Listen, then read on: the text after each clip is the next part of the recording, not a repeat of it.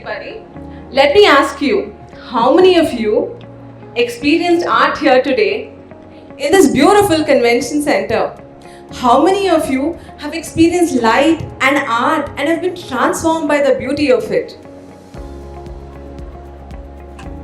What is light art? Light art is a visual form of art where light is a main medium of expression. There are many ways that light art is used to create sculpture, visual interest, and delight. Now, light artists often manipulate light, color, shadows to create this magic that we call light art. Light art can be seen in an indoor space, a museum, or festivals which are really popular nowadays.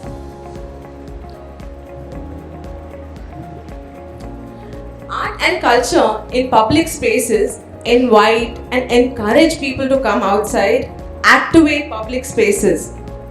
This artwork by Prismatica Raw Design Studio shows how light has been used subtly to create this interesting glow of light and color. You can see even if the child is reaching out for this artwork. Art has the potential to create curiosity.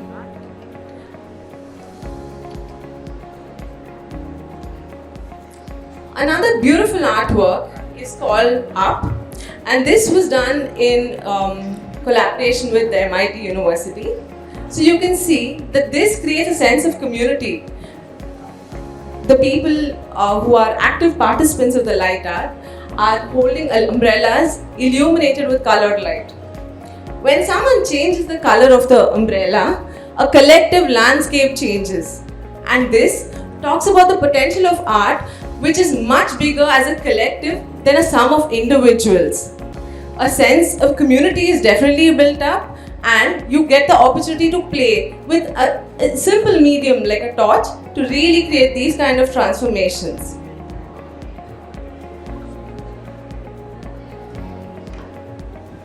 Light art can be used to create significance, to highlight works of historic importance, to highlight architecturally important buildings, to draw attention to what may be missed out, to create a bit of magic to something that we may not have noticed.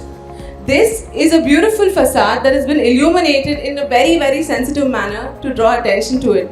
And you can see that the RGB lighting is used so softly as to guide your eyes towards the facade of the Fountain Abbey. Now, one thing that light artists and architects, lighting designers, we need to be aware of is light pollution. So, when we're lighting up cities and we're creating more and we're creating so much attention, we need to be aware of the fact that more lighting could kill the night sky, could take away the most beautiful asset that we have, the stars, the starry sky.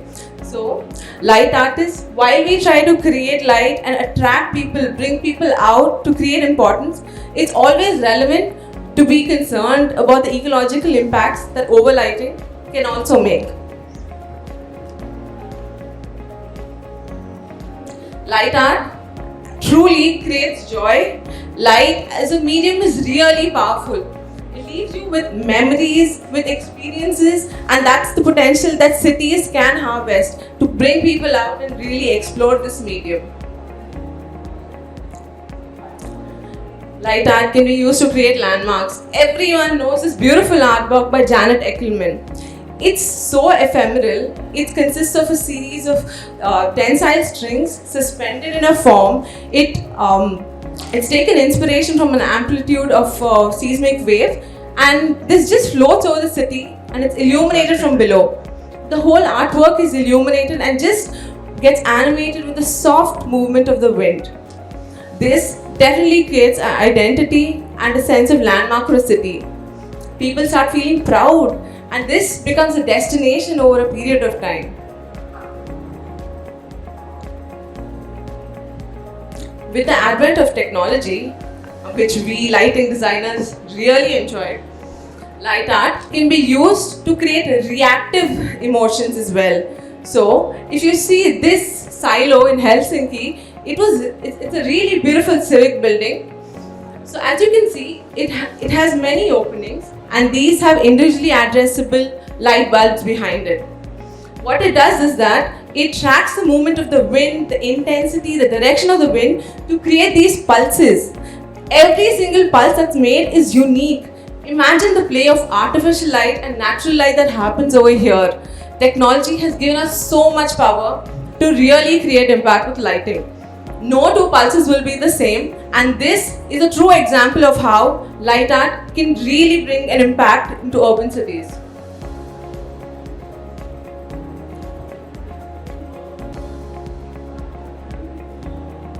Another artist that I really enjoy is Claudia Pass, and her work, you can see people interact with light.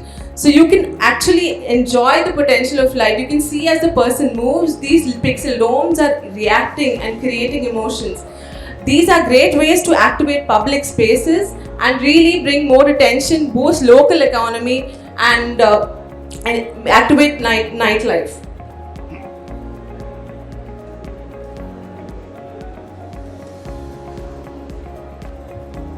The Gateway of India, the 3D projection mapping, another really good way of using it is in the Gateway of India. You can see when tastefully done, this whole facade is splashed with colors and mapped with interesting colors. It can be used to commemorate festivals, support a team. It's really quite beautiful. What this does is that it increases the footfall, it changes the quality of the space, it makes it appear brighter, more alive. Projection mapping has been used a lot in India. It is it is an expensive technique, but I think it's being done quite beautifully here. In the Isha Center, light art is being used to tell a story. The story of Shiva. The blue color light on this black monolithic bust really tells you an evocative story. Something that is truly remarkable and something that everyone really enjoys. Again, 3D mapping been done on a black surface here. And finally, one of my favorite works of art is the Berlin Wall of Light. This artwork was done to commemorate the 25th year of the Berlin Wall coming down. Instead of having a solid wall, they have a wall which is all, I think 3.5 kilometers long, built of an ephemeral material like balloons. These illuminated balloons recreate a border. What a wonderful sentiment. 2 million people came out here to enjoy this Berlin Wall, the fake Berlin Wall, and really commemorate. Light art used perfectly can really create massive change and bring people together.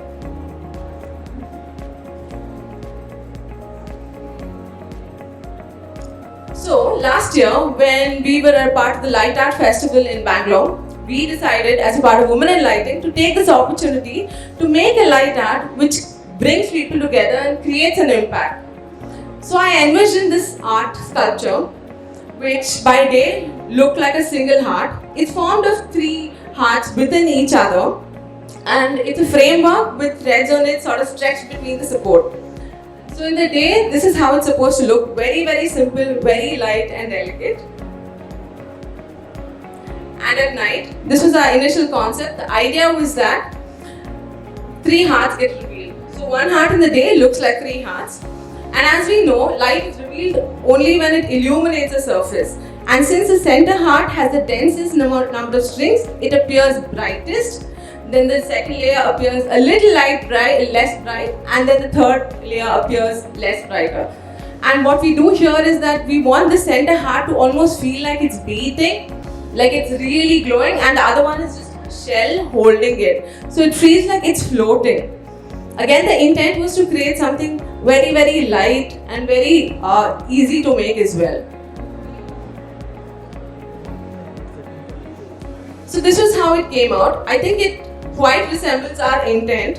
Of course, it was done in a larger scale so that we could have better visibility. The intense red color really draws your attention to the artwork, and we had a lot of people interacting with it and playing around with it, and it became a landmark by itself. Now, a heartbeat, which I call it. A heartbeat isn't complete without the beating, and that's where the controls that Iftikhar was talking about earlier came into play. We were able to make this heart beat by changing the intensity of the light by using a lighting control system. So what we finally had was a heart slowly pulsating, and it felt like it was alive, that it was full of life. Our artwork was nominated for the DAC Awards, and we were the top 5 artists for this sculpture in the DAC Awards, which was a great achievement for us. But other than that, it was also so gratifying to sort of see people engage and play with this kind of light art.